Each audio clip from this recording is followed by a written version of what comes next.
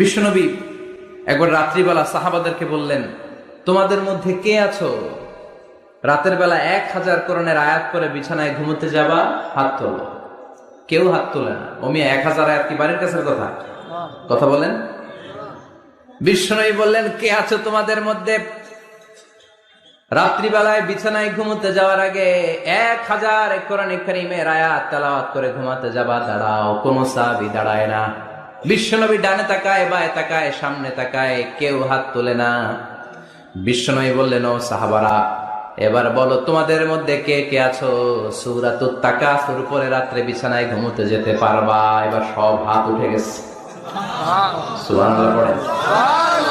বিশ্বনবী বললেন, তোমাদের মধ্যে যদি কেউ রাত্রিবেলা একবার সূরাতুত তাকাসুর তেলাওয়াত করে বিছানায় ঘুমোতে যাও, আমল নামায় 1000 আয়াত তেলাওয়াতের সওয়াব দিয়ে দিবে কে?